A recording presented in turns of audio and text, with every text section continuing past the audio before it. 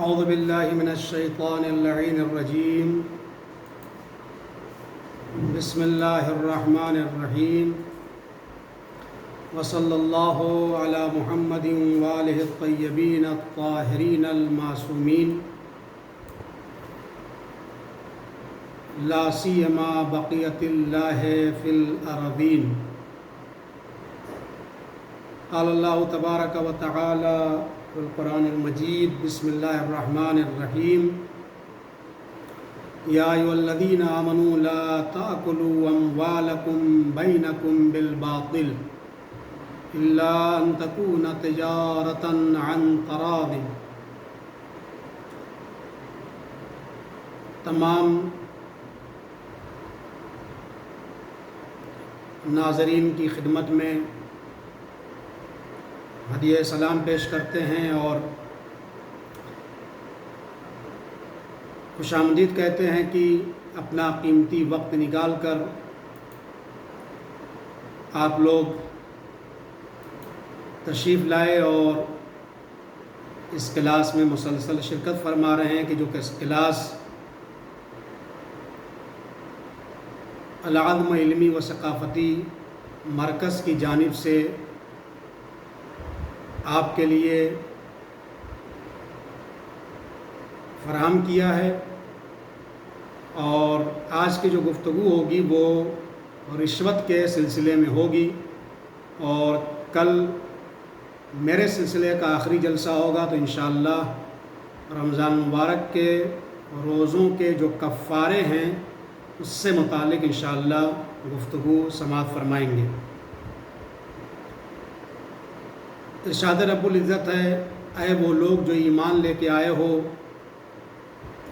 دوسروں کے مال کو باطل طریقے سے اور ناحق طریقے سے اور حرام طریقے سے مت کھاؤ، مگر یہ کہ جو تم نے کوشش کیا ہے، تجارت کیا ہے اور ایک دوسرے کو راضی کے رضایت کے ذریعے جو فائدہ اٹھایا ہے اسی کو تم استعمال کرو۔ دیکھیے، اسلام انسانیت، دوست، ایک سدا بہار مذہب ہے کہ اس نے ایسے اصول اور احکامات مرتب کر دیے ہیں کہ انسانی زندگی کو اس سے آسانی فراہم ہوتی ہے اور انسان پرسکون طریقے سے زندگی کے لمحات گزار سکتا ہے۔ ہاں، جب ان اصول و احکامات کو انسان پس پشت ڈال دیتا ہے تو اس وقت جو ہے وہ قانون کی دھجیاں اڑ جاتی ہیں اور انسانی زندگی کو مشکلات اور زبردست بے چینی کا سامنا کرنا ہوتا ہے۔ مثال کے طور پر انسانی زندگی کو آسانی فراہم کرنے اور مشقت سے بچانے کے لیے اسلام نے یہ اصول مرتب کیا ہے کہ رشوت کا لینا اور دینا دونوں حرام ہے۔ ڈکشنری میں لغت میں رشوت کے معنی ہیں وہ نذرانہ جو اپنے مقصد کی تکمیل کے لیے کسی کو پیش کیا جائے، خواہ وہ مقصد جائز ہو یا ناجائز ہو۔ ہم میں سے ہر شخص اس بات سے بخوبی واقف ہے کہ جب کسی کام کے لیے رشوت دینے کا معاملہ درپیش ہوتا ہے تو ایک عام انسان کو کس قدر دقتوں کا سامنا ہوتا ہے۔ کیا کوئی واقعاً خوش ہوتا ہے کہ جلدی سے رشوت دے دے؟ نہیں، رشوت دیتے ہوئے تکلیف ہوتی ہے، اور توجہ کی بات یہ ہے کہ کوئی اپنی خوشی سے کبھی بھی رشوت نہیں دیتا ہے۔ رشوت کے موضوع کو اس وقت زیر بحث لانے کی وجہ ہی یہی ہے کہ آج کورونا کے وائرس کے نتیجے میں نافذ ہونے والے لاک ڈاؤن کے زمانے میں معاشی عدم استحکام کی مار لوگ جھیل رہے ہیں۔ لوگوں کو بڑے پیمانے پر رشوت دے کر زندگی کی گاڑی کو آگے بڑھانے پر مجبور ہونا پڑ رہا ہے۔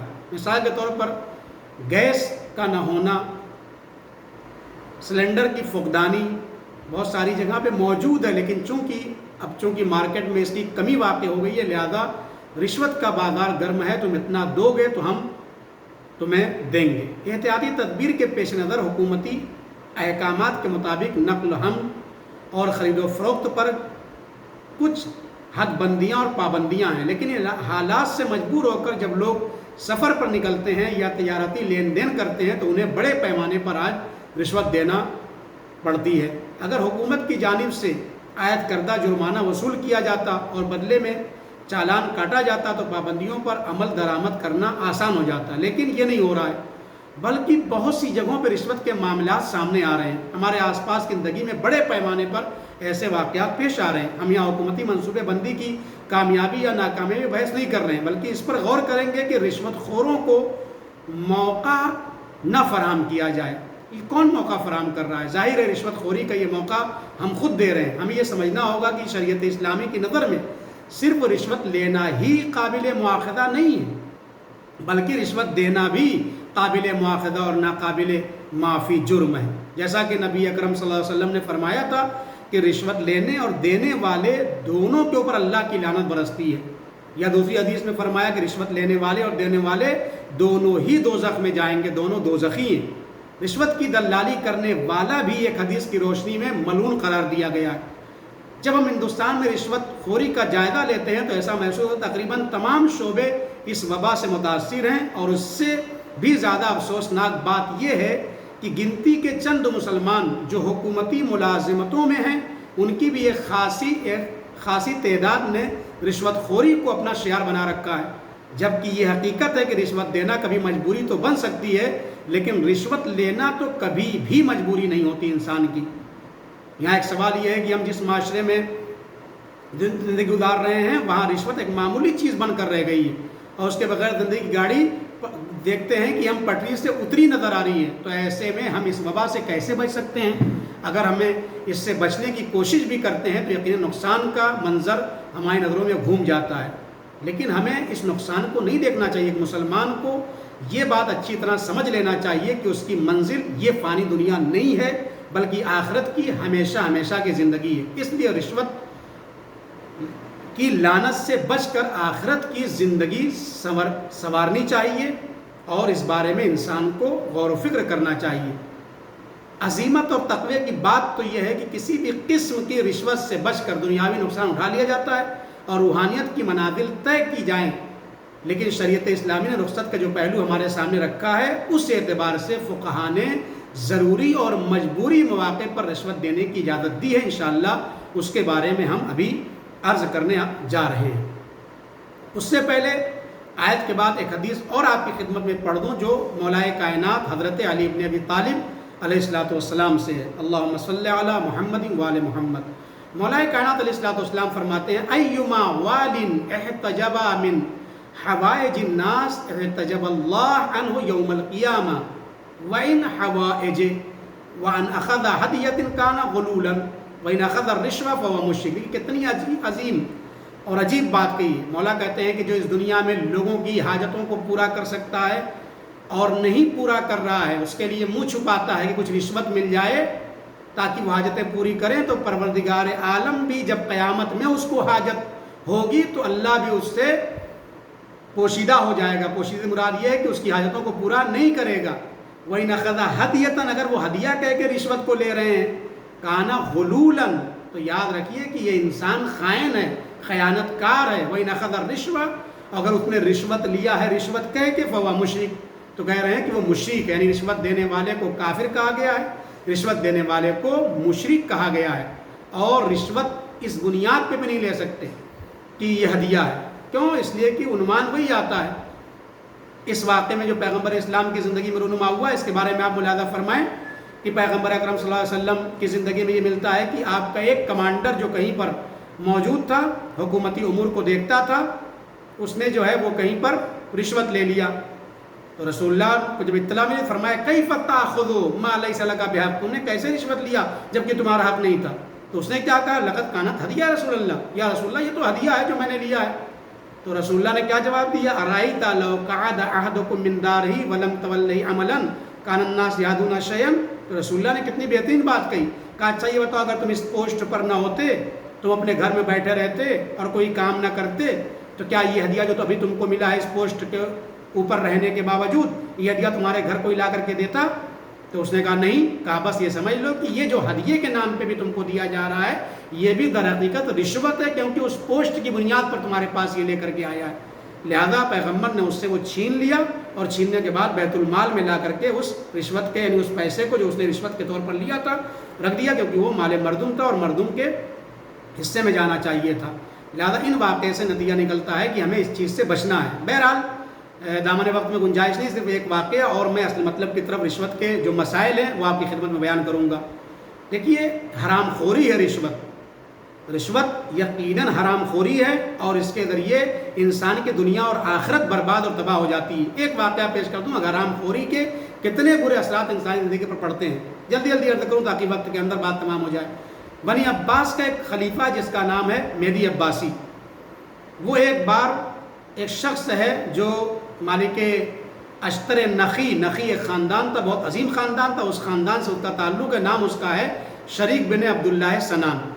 اس شخص کو بلاتا ہے اور بلانے کے بعد مالک اشتر کے خاندان کا یہ شخص ہے، محترم شخص ہے، معظم شخص ہے، اور مالک اشتر جس کے لیے مولا نے فرمایا تھا کہ کائنات میں ایسی ماں پیدا نہیں ہو سکتی ہے جو مالک اشتر جیسا انسان دوبارہ پیدا کرے، عظیم مرتبے پر فائز سے۔ خلاصہ جب یہ آتا ہے تو آنے کے بعد اس نے کہا کہ بھائی تمہارے سامنے 3 باتیں ہیں، یا تو تم قاضی بن جاؤ، یہ واقعہ اس لیے سنا رہا ہوں کہ اس کا رشوت سے ربط ہے، ابھی بات آئے گی کہ رشوت کہاں لینا حرام ہے۔ کہا یا قاضی بن جاؤ، یا میرے بچوں کے معلم بن جاؤ، یا میرے ساتھ کھانا کھا لو۔ تو اس نے کہا قاضی تو نہیں بنوں گا، کیونکہ قاضی بننا جو ہے گویا اپنے آپ کو جہنم کے دروازے تک پہنچانا ہے، چونکہ فیصلہ کرنا خود ایک سخت ہے، اس میں رشوت کی باتیں بھی آتی ہیں، لہٰذا میں قاضی نہیں بنوں گا۔ کہا تو میرے بچے کو معلم بن جاؤ، کہا نہیں معلم بھی نہیں بنوں گا۔ اس نے سوچا کہ اگر معلم بن گیا، کل جب یہ مہدی عباسی مرے گا تو اس کے بیٹے حکومت پر آئیں گے، پھر ویسی ظلم زیادتی کریں گے، تو میں کسی ظالم کی تربیت کی ذمہ داری اور پرورش کی ذمہ داری نہیں لے سکتا ہوں، اس کا معلم بننا پسند نہیں کرتا ہوں، چونکہ کریں گے یہ وہی جن کو کرنا ہے، چونکہ مال حرام سے ان کے پیٹ جو ہیں وہ بھرے ہوئے ہیں، لہذا بچے کی پڑھائی کی ذمہ داری بھی نہیں لی، قاضی بھی نہیں بنے۔ کہا پھر آخری شرط اگر اس کو نہیں مانو گے تو تمہیں سزا دی جائے گی۔ تو ان کو ظاہر سی بات ہے سزا سے بچنا تھا، جان کا بھی خطرہ تھا۔ خلاصہ اس نے کہا کہ پھر میرے ساتھ کھانا کھا لو۔ اس نے کہا ٹھیک ہے، کھانا کھانے میں کیا جاتا ہے، ہم کھانا کھا لیتے ہیں۔ اس نے حکم دے دیا کہ بہترین طعام کا انتظام کیا جائے، طعام کا انتظام ہوا، تفصیلی یہ واقعہ عرض کر رہا ہوں مختصر۔ طعام کا انتظام ہوا، سفرہ لگا دیا گیا، دسترخوان سج گیا اور بلایا، کہا کہ چلے بھائی اب کھانا کھا لیں۔ نوکر نے حکم دیا، کہا کہ آپ لوگ آ جائیے، سب لوگ آ گئے۔ اس کے بعد مہدی عباسی نے عبداللہ شریک ابن عبداللہ ابن سنان نقی کو بلایا، کہا آپ بھی کھائیے۔ انہوں نے کیا ہے، جب کھانا کھانے کے لیے یہ بیٹھے تو اس باورچی خانے کے آدمی نے، جو ان کا باورچی تھا، اس نے بادشاہ کے کان میں یہ بات کہی مہدی عباسی کے کہ بھائی اب اس کے بعد یہ زندگی میں کبھی کامیاب نہیں ہو سکتا۔ یعنی اس کو بھی یہ پتا تھا کہ کوئی اگر مال حرام کھا لے، حرام خوری کا پیسہ، تو اسے کبھی زندگی کامیاب نہیں ہوتی ہے۔ اس نے یہ بات کہہ دی، اس کو بھی اس بات کا پتا تھا۔ یہی ہوا نتیجے میں، جب اس نے کھانا کھا لیا تو اگلے دن اس نے قاضی القضات کے منصب کو بھی سنبھال لیا، جو بھی تک منع کر رہا تھا۔ بچوں کے پڑھانے کا ذمہ دار بن گیا، معلم بن گیا، اور تنخواہ باقاعدہ اس کی شروع ہو گئی۔ جب پہلا مہینہ مکمل ہوا تو بادشاہ نے کہا جاؤ فلاں صرافی کے پاس، اس کے پاس جا کے پیسے لے لو، اپنی تنخواہ لے لو۔ جب اس کے پاس یہ گیا وہاں پہ تو اس نے کہا میری تنخواہ دو، تو اس نے آدھی تنخواہ دی اور آدھی تنخواہ روک لی اور کہا کہ بعد میں دوں گا۔ تو اس نے کہا نہیں مجھے تو ابھی چاہیے۔ تو اس نے کہا تم نے کیا بہت بڑا مارکا سر کیا ہے یا بہت بڑا کام کر رہے ہو تم؟ ایک قاضی والی پوسٹ پر ہو، تمہیں تنخواہ میں دے دوں گا، آدھی بعد میں لے لینا۔ یا تم نے بہت بڑی چیز کوئی خریدنا ہے جس کی بنیاد پر تم کہہ رہے ہو، یا تم نے بہت بڑی چیز کوئی بیچنا ہے؟ تو اس نے کچھ نہیں کہا، اتنا فقرہ کہا بھائی میں نے اپنے دین کو بیچ دیا ہے۔ تو آپ نے سماعت فرمایا کہ دین کے بیچنے کے برابر ہے، لہذا رشوت لینا مال حرام کھانے کے برابر ہے، اور مال حرام کھانے کی بے پناہ مذمت کی گئی ہے روایات میں۔ اب آئیے میں آپ کے سامنے رشوت کے مختصر احکام آپ کی خدمت میں پیش کروں۔ دیکھیے یہ معاملہ قطعاً حرام ہے، لیکن رشوت کا جو اصل موضوع ہے وہ یہ ہے کہ قاضی کے حکم کو بدلنے کے لیے رشوت دینا تاکہ وہ حکم میرے فیور میں ہو جائے۔ یہ قطعاً رشوت اس چیز کے لیے دینا بھی حرام ہے، لینا بھی حرام ہے، دونوں جہنمی ہیں۔ لیکن ہاں میرے پاس ایک مکان ہے اور میرا ہی ہے، واقعاً میرا ہے، اس کے اوپر مقدمہ چل رہا ہے، ابھی فیصلہ نہیں ہوا ہے، میں قاضی کے پاس جاؤں، قاضی سے کہوں بھائی میرے حق میں فیصلہ کیجیے۔ قاضی کا کام یہ کہ فیصلہ کرے رشوت لیے بغیر، لیکن اگر وہ رشوت لے کر کے فیصلہ کرتا ہے اور مکان میرا ہی ہے تو یہاں پر میرے لیے رشوت دینا جائز ہے اور قاضی کے لیے رشوت لینا حرام ہے۔ کیونکہ مکان میرا حق تھا. ہاں لیکن اگر مکان میرا حق نہیں تھا, مقدمہ چل رہا ہے, مجھے پتہ ہے میں غلط ہوں, مکان کسی اور کا ہے, تو یہاں پر رشوت دینا بھی ہمارے لیے حرام ہے اور قاضی کے لیے لینا بھی حرام ہے.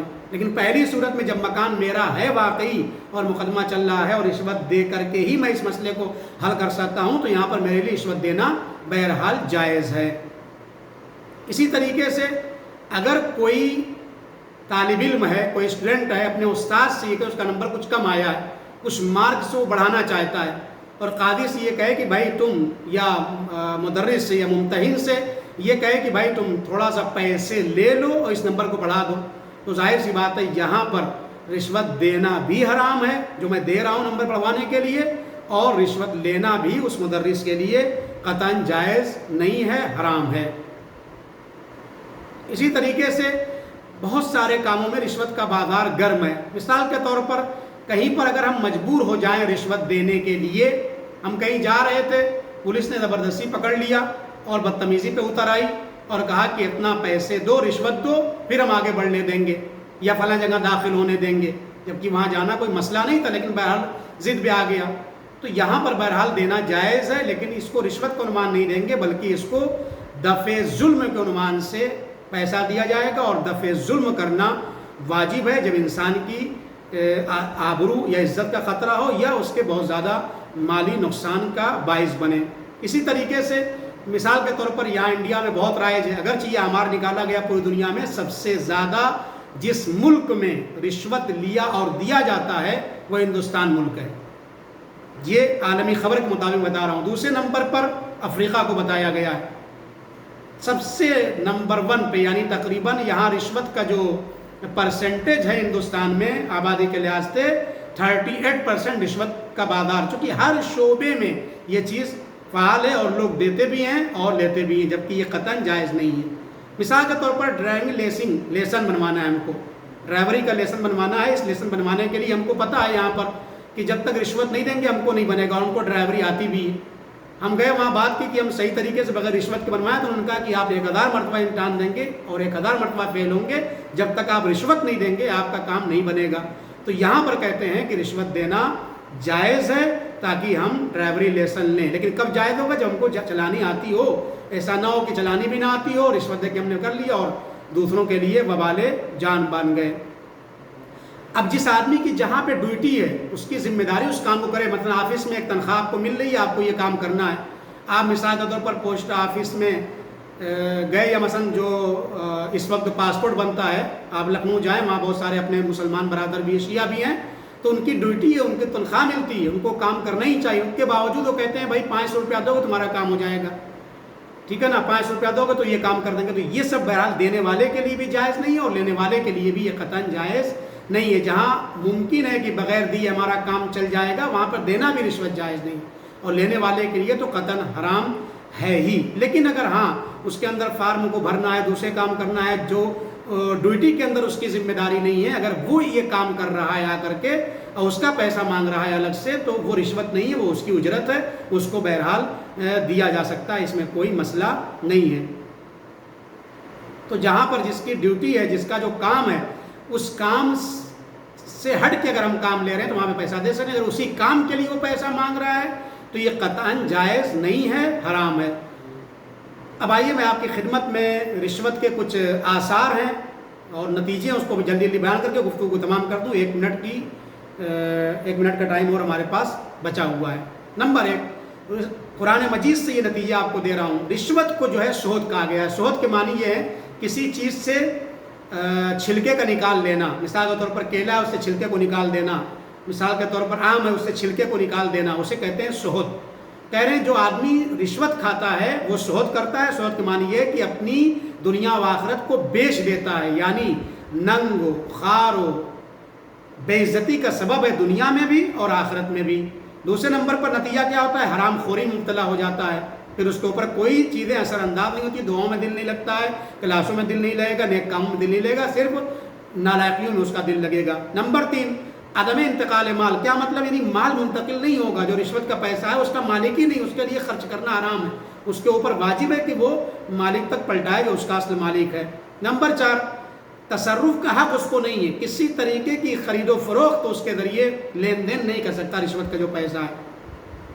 اس کے بعد خدا کی مذمت ہے نمبر 5 سورہ مائدہ میں آیت نمبر 62 میں خدا نے اس کی مذمت کی ہے۔ نمبر 6 گناہ کبیرہ کا مرتکب ہوا ہے، سورہ بقرہ میں آیت نمبر 188 میں اس کا ذکر ہے۔ نمبر 7 تعدی و تجاوز کرنے والا ہے، یعنی ظلم کرنے والا ہے، اور پروردگار عالم ظالمین کو ہدایت نہیں دیتا ہے اور بے عدالت کرنے والا ہے۔ نمبر 8 حاکم جائر ہے، یعنی ایک ایسا حاکم ہے جس کا شمار جابر اور ظالم میں ہوتا ہے۔ نمبر 2 منافق ہے، اس کو نفاق سے تعبیر کیا گیا ہے سورہ مائدہ آیت نمبر 41 میں۔ نمبر 10 خروج شریعت اسلامی، یہ انسان اصلاً اسلامی دائرے سے نکل چکا ہے اور یہ در حقیقت یہودی بن چکا ہے، یہ بھی سورہ مائدہ آیت نمبر 41 میں اس کی طرف اشارہ کیا گیا۔ آخری بات عذاب عظیم، یعنی دوزخ کے عظیم عذاب میں مبتلا کیا جائے گا یہ شخص، سورہ مائدہ آیت نمبر 41 میں اس کا ذکر ہے۔ یہ تو 11 نتیجے ہیں جو قرآن مجید کی آیات سے سود خور کے لیے بیان کیے گئے ہیں کہ وہ ظالم ہے، وہ منافق ہے، وہ اسلام سے خارج ہے، وہ گنہگار ہے، وہ حاکم جائر ہے، وہ خدا کی مذمت اس کے اوپر ہے اور اپنے مال میں تصرف نہیں کر سکتا ہے اور مال اس کا اپنا ملکیت نہیں بن سکتا ہے، حرام خوری مبتلا ہوتا ہے اور دنیا و آخرت میں ذلت کی زندگی گزارے گا۔ خداوند عالم کی بارگاہ میں ہم دعا کرتے ہیں پروردگار عالم ہم سب کو حلال رزق کمانے کی توفیق مرحمت فرمائے، سبھی کو پروردگار عالم محفوظ رکھے اور اس مہلک امراض کا پوری دنیا سے خاتمہ فرمائے۔ کوئی سوال ہو تو آپ پوچھ سکتے ہیں۔ علیکم السلام ورحمۃ اللہ وبرکاتہ، فرمائیے۔ اگر کئی جگہوں پہ کچھ کام گھر سے ریلیٹڈ یا پراپرٹی کا یا کچھ بھی گورنمنٹ کام ہو تو وہ لوگ رشوت کے بنا کام نہیں کرتے، ایسے معاملے میں ہمارا کو رشوت دینا جائز ہے یا کیا کریں؟ جی بتایا آپ کو، جہاں آپ کو پتہ ہے کہ یہ آپ کا رائٹ ہے، آپ کا کام ہونا چاہیے، آپ کو حق ہے، یہ حق ملنا چاہیے، اور آپ کو یہ بھی پتہ ہے کہ یہ حق میرا جب ہی ملے گا جب میں رشوت دوں گا، تو آپ کے لیے یہاں پر رشوت دینا جائز ہے، سامنے والے کے لیے لینا جائز نہیں ہے، آپ کے لیے جائز ہے۔ احسن تم، خدا آپ کو سلامت رکھے۔ اور کوئی سوال؟ علیکم السلام ورحمۃ اللہ وبرکاتہ۔ السلام علیکم۔ علیکم السلام ورحمۃ اللہ۔ ہاں، میرا یہ سوال ہے کہ جو ہم نے ڈرائیونگ کرتے ہیں تو ایٹلیسٹ ہم نے رانگ پارکنگ کر دیا، اگر کسی کا بھی اسے ڈن بھرنا پڑتا ہے تو جو ہوتے ہیں اس سے زیادہ نہیں بھرتے، جیسے بولتے کہ بیچ کا لیتے تھے 1000 ڈن ہے تو بولتے کہ سر ہم سمجھ کے دھیان دیتے 200 میں لیتے کہ سر کم میں لے لیتے کہ اگر ڈن نہیں بھرنا ہے تو ایسا وہ اور ایسا ہم دونوں سے بیچ میں سمجھ لیں تو پھر وہ کیا جائز ہے کہ نہیں، وہ جو ڈن ہوئے وہی بھرنا پڑے ایسا؟ نہیں، اگر حکومت کا، دیکھیے گورنمنٹ کا اگر قانون ہے تو اس قانون کے مطابق بولتے کہ نہیں دھیان نہیں دیتے، وہ بولتے کہ نہیں صرف نہیں پھاڑتے ایسا، تم نے جو رانگ کیا اس کو بیچ کا ایسا سمجھ لیتے ایسا بولتے ہیں نا، تو وہ کیا ہے ایسا، اس میں کیا کرنا چاہیے؟ نہیں، اگر قانون کے خلاف یہ بات کر رہے ہیں ایسا تو پھر تو ایسا صحیح نہیں ہے۔ جو ڈن ہو ان کو پھر جو ڈن ہے وہی جی جو ڈن اگر قانون ہے تو قانون کا پالن کرنا چاہیے، جو گورنمنٹ قانون بناتی ہے اس سے، ہاں اگر بھول سے ہو گیا ہے، ہاں بھول سے، ہاں اگر بھول سے ہو گیا تو مسئلہ نہیں ہے، بھول چوک سے اگر ہے تو مسئلہ نہیں ہے، ورنہ آپ دیکھیے کہ ایک بری بلا اس کی وجہ سے کیا ہوتی ہے، عدالت قائم نہیں ہو پاتی۔ ٹھیک ہے نا، ان ساری چیزوں سے جو مشکل آتی ہے وہ یہ ہے کہ عدالت کا جو پرچم ہے اور عدالت کی جو ویلیوز ہیں وہ کم ہو جاتی ہیں، لہذا ہر وہ جگہ جہاں عدالت کو خطرہ ہو اس سے ہمیں اجتناب کرنا ہے۔ اور کوئی سوال؟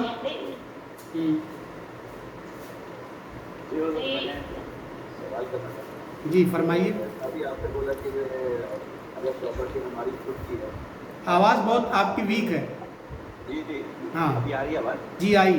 تو میں نے یہ پوچھنا تھا کہ جو ہے میں اگر پراپرٹی میری ہے اور میرا مقدمہ چل رہا ہے اور رشوت دے کر کے میرا وہ فیور میں ہو سکتا ہے، لیکن اگر وہ جج جو ہے جج کو میں دینے جاؤں اور اس کا ارادہ نہ رہا ہو لیکن وہ پیسہ دے کر کے اس کا ارادہ بن جائے، نہیں صحیح نہیں ہے، جی صحیح نہیں ہے، یہ صحیح نہیں ہے۔ دیکھیے رشوت جو ہے وہ پہلے مرحلے میں نہیں ہے، دوسرے مرحلے میں، یعنی جب آپ کو لگ رہا ہو کہ میں رشوت نہیں دوں گا تو میرا کام بگڑ جائے گا اور یہ میرا حق ضائع ہو جائے گا، تو پھر وہاں پہ آپ دیں گے. آپ کو لگ رہا ہے کہ ابھی ہو سکتا ہے بغیر رشوت دیے ہوئے میرا کام بن جائے گا, تو آپ پہلے سے پہل نہیں کریں گے اس میں.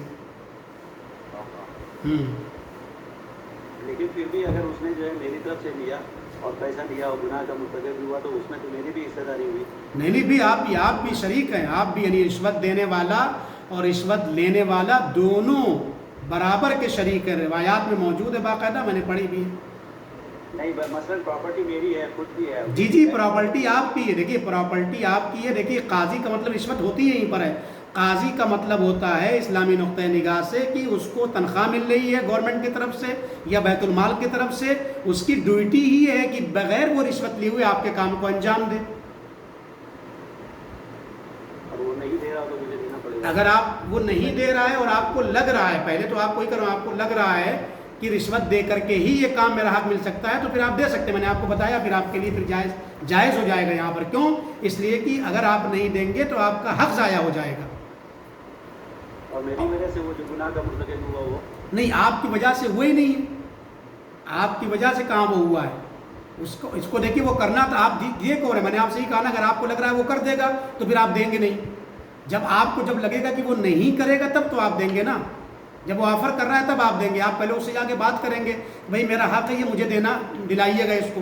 جب وہ پیشنہاد کرے, آپ سے کہے کہ نہیں بھائی آپ کا کام نہیں ہو پائے گا یا ابھی کچھ نہیں پتہ ہے, ٹھیک ہے نا, تب تک آپ نہیں دیں گے. جب آپ کو آفر کرے گا تب آپ کو دینا ہے. آپ پہل اگر کر رہے ہیں تو یہ قطعاً صحیح نہیں ہے. ہاں, یعنی آپ اس کو خود عادی بنا رہے ہیں کہ آئندہ جو بھی اس کے پاس آئے, اگر اس کو لینا کی طرف توجہ بھی نہیں تو متوجہ ہو گیا اور آئندہ وہ خود ہی آفر کرنے لگے گا, تو اس کو خود آپ اس راستے پر گویا لگا رہے ہیں. ہاں, جب وہ آفر کرے گا تو آپ کو دینا ہے. واضح ہو گئی بات؟ 3 منٹ بچا ہوا ہے, آپ لوگ کوئی اور سوال ہو تو پوچھ لیں.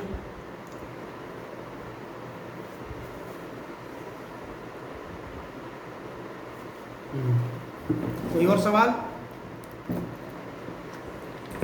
کل انشاءاللہ کفارے کے جو مسائل ہیں وہ بیان کیے جائیں گے مفصل طریقے سے, اور یہ مسائل معمولاً کم بیان ہوتے ہیں روزے کفارے کے, روزے کے جو مسائل ہیں انشاءاللہ اس کے طرف بھی آپ لوگ توجہ دلائیے گا. کل کا درس ہمارا جو ہے وہ آخری درس ہے اور اہم درس ہے.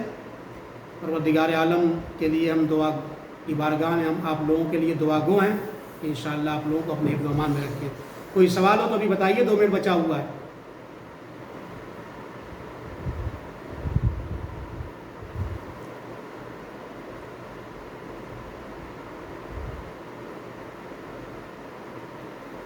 کوئی سوال ہو تو آپ لوگ بتائیے.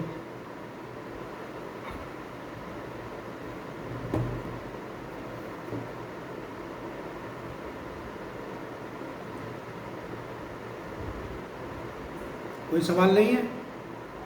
بہت شکریہ. چلیے شکریہ. وصلی اللہ علی محمد وآلہ الطیبین الطاہرین المعصومین. خدا حافظ, فی امان اللہ.